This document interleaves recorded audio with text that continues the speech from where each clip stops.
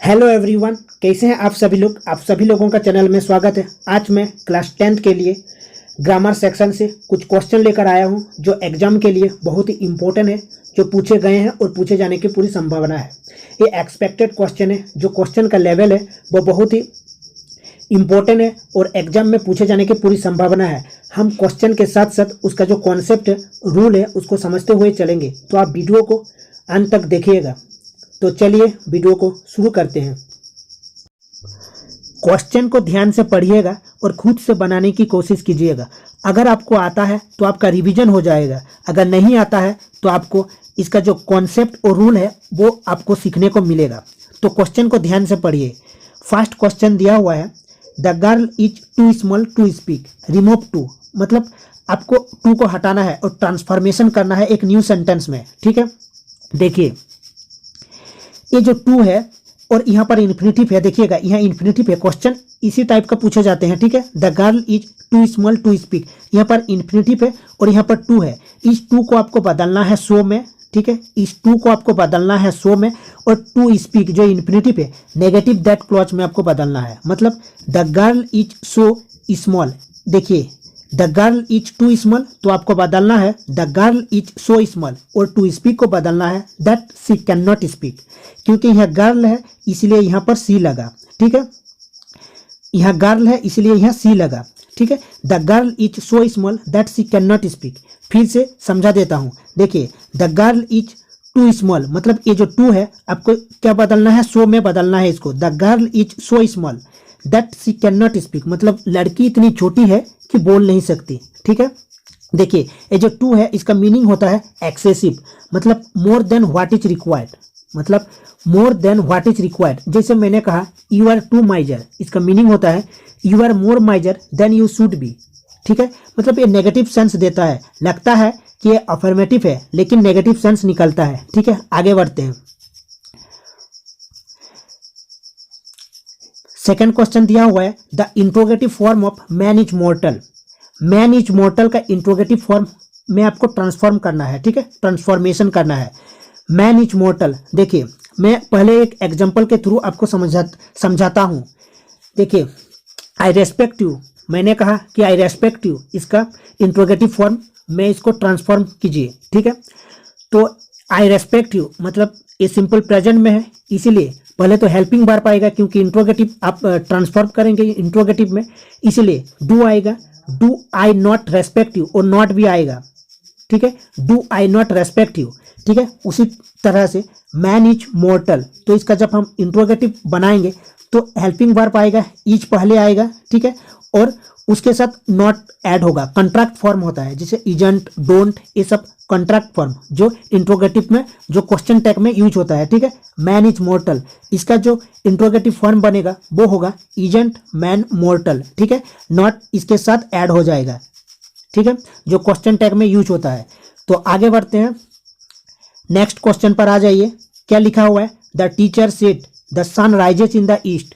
Indirect speech में आपको direct से इनडायरेक्ट स्पीच में ट्रांसफॉर्मेशन करना है। ठीक है, इसी टाइप का क्वेश्चन पूछे जाते हैं एग्जाम में। अब देख लीजिए, प्रेवियस ईयर के क्वेश्चन उठाकर आप देख लीजिएगा। ठीक है, the teacher said the sun rises in the east, देखिए इन्वर्टेड कोमा के अंदर जो सेंटेंस लिखा हुआ है the sun rises in the east, इसको कहते हैं रिपोर्टेड स्पीच। ठीक है, और ये जो इन्वर्टेड कोमा के बाहर जो है इसको कहते हैं रिपोर्टिंग वर्ब। ठीक है, तो देखिए इसको हमें बदलना होता है।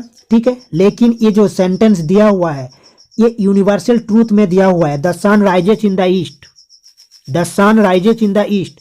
यह हैबिचुअल एक्शन या यूनिवर्सल ट्रूथ अगर इन्वर्टेड कोमा के अंदर है, मतलब रिपोर्टेड स्पीच अगर एक्सप्रेस करता है यूनिवर्सल ट्रूथ को या फिर हैबिचुअल एक्शन को, तो क्या होता है, वो अनचेंज रहता है, मतलब चेंज उसमें नहीं होता है।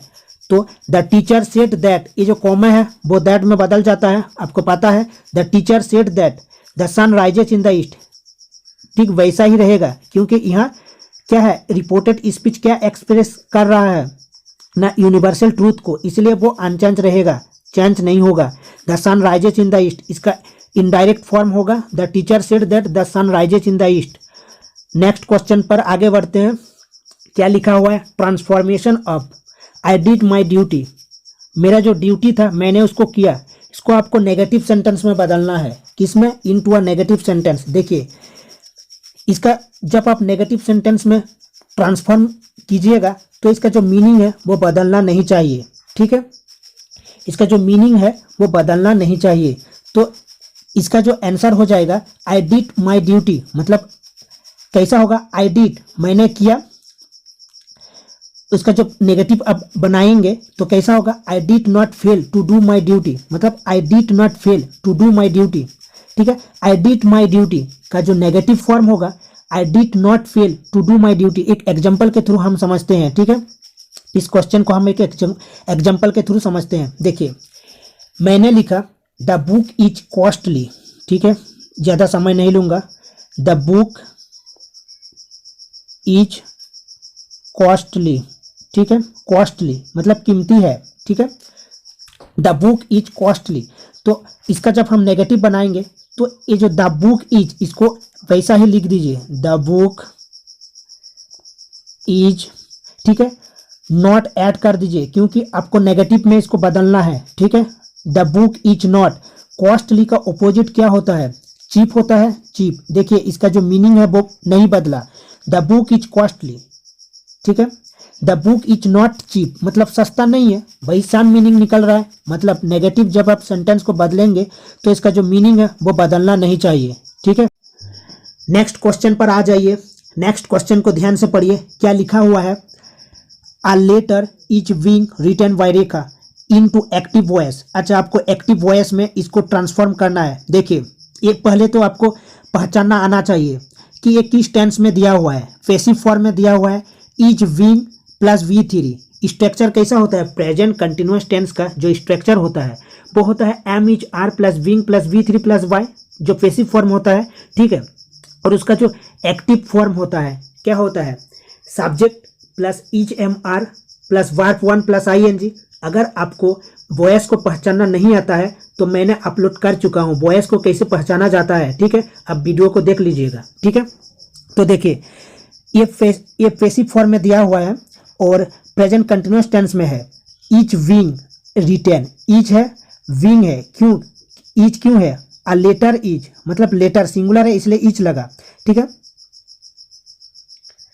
सॉरी यहाँ पर आ होगा, ठीक है, यहाँ पर आई लेटर नहीं होगा, a letter is being written by Rekha, ठीक है, यहाँ पर आई लिखा हुआ था गलती से, a letter is being written by Rekha, ठीक है। ये प्रेजेंट कंटिन्यूस टेंस का पैसिव फॉर्म है क्योंकि यहाँ पर ईच है और ईच के साथ विंग है और V3 लगा हुआ है, ठीक है। तो इसका जो एक्टिव का स्ट्रक्चर होता है subject plus each am are plus verb 1 plus ING, ठीक है।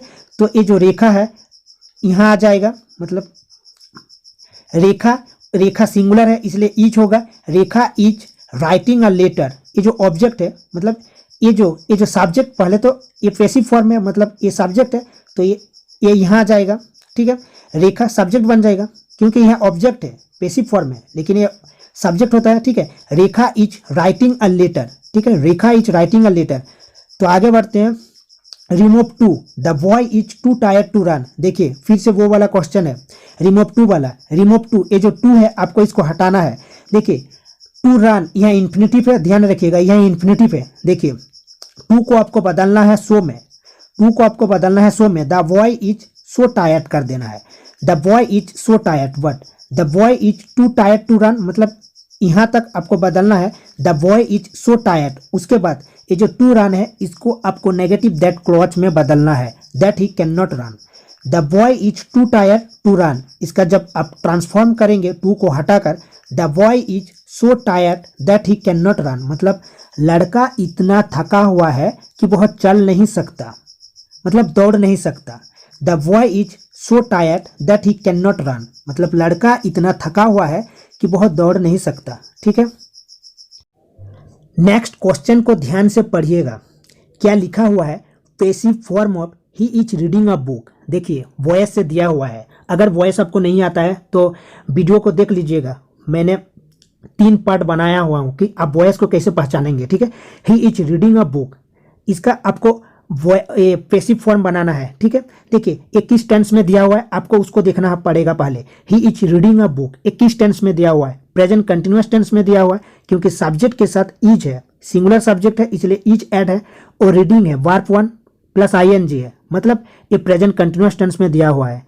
तो टेंस चेंज नहीं होगा, वॉइस में टेंस चेंज नहीं होता है, तो इसका जब हम पैसिव बनाएंगे तो क्या हो जाएगा ना, is am are plus being plus V3 होता है, is am are plus being plus V3। तो देखिए अवोक सिंगुलर है इसलिए इज होगा, अवोक इज क्योंकि यहाँ आ जाएगा जो ऑब्जेक्ट है वो सब्जेक्ट बन जाता है, अवोक इज रहेगा क्योंकि ये सिंगुलर है, और विंग ऐड होगा, अवोक is being read by him. देखिए रीड V3 को कैसे पढ़ते हैं, रेड पढ़ते हैं, ठीक है। A book is being read by him, इसका जो स्ट्रक्चर होता है मैं फिर से बता देता हूँ, is am are plus being plus V3 plus by, ठीक है।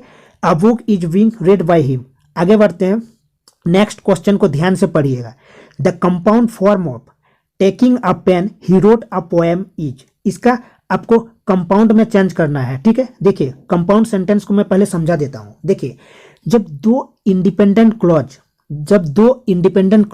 या प्रिंसिपल क्लॉज भी बोल सकते हो या मैन क्लॉज भी बोल सकते हो, कोऑर्डिनेटिव कंजंक्शन से जब ऐड रहता है तो या दो से ज्यादा प्रिंसिपल क्लॉज या मैन क्लॉज, ठीक है, तब उसको हम उसका कंपाउंड फॉर्म कहते हैं या कंपाउंड सेंटेंस कहते हैं। जैसे एक एग्जांपल के थ्रू मैं समझता हूं, इसी को ही मैं ले लेता हूं। He took a pen and he wrote a poem, मैंने लिखा ही टूक अ पेन एंड ही, मतलब एक ही पर्सन है, ही रोट अ पोएम। देखिए ही टूक सब्जेक्ट और वर्ब मिलकर एक क्लॉज बनाते हैं, ही रोट अ पोएम यहाँ भी सब्जेक्ट और वर्ब मिलकर एक क्लॉज बनाते हैं, तो दो क्लॉज हो गया, और वो भी इंडिपेंडेंट है, किसी पर डिपेंड नहीं है, ठीक है। तो एंड से जुड़ा हुआ है, एंड क्या है, कोऑर्डिनेटिव कंजंक्शन है, मतलब कोऑर्डिनेटिंग कंजंक्शन, जैसे फॉर हो गया, वाट हो गया, एट हो गया, सो हो गया, इस सब से अगर जुड़ा रहे तो वो कंपाउंड फॉर्म होता है, ठीक है। तो इसका जो आंसर होगा, he took a pen and wrote a poem, ठीक है, उसने पेन लिया और एक पोएम लिखा, ठीक है। टेकिंग अ पेन, एक पेन लेकर वह एक पोएम लिखा, इसका कंपाउंड फॉर्म होगा he took a pen and wrote a poem, ठीक है। तो आगे बढ़ते हैं नेक्स्ट क्वेश्चन पर। नेक्स्ट क्वेश्चन को ध्यान से पढ़िए। Passive voice of I wrote a letter, क्या लिखा हुआ है, I wrote a letter, tense change नहीं होगा वॉइस में, याद रखिएगा। ये देखिए आई रोट अ लेटर, ये V2 में दिया हुआ है, मतलब फास्ट इंडिफिनाइट टेंस में दिया हुआ है, आई रोट अ लेटर। तो पैसिव स्ट्रक्चर कैसा होता है, फास्ट इंडिफिनाइट का या सिंपल फास्ट का, was were plus V3 plus by. तो देखिए आ लेटर है इसलिए आ लेटर यहाँ आ जाएगा, ये जो ऑब्जेक्ट है सब्जेक्ट बन जाएगा, आ लेटर वॉच क्योंकि ये सिंगुलर है इसलिए आ लेटर वॉच, रिटन V3 होगा, रोट है, ठीक है, रिटन बाय हिम, राइट का V3 होता है रिटन, तो a letter was written by me, I बदल जाता है मी में। तो आगे बढ़ते हैं, इनडायरेक्ट स्पीच ऑफ, क्या लिखा हुआ है, he said to me I am reading a book. Indirect speech of मतलब डायरेक्ट स्पीच में दिया हुआ है, आपको इनडायरेक्ट स्पीच में बदलना है, ठीक है। ही सेड टू मी, देखिए सेड टू है इसलिए टोल्ड में बदलेगा, अगर सेड टू रहता है तो टेल में बदलता, लेकिन सेड टू है इसलिए टोल्ड में बदलेगा।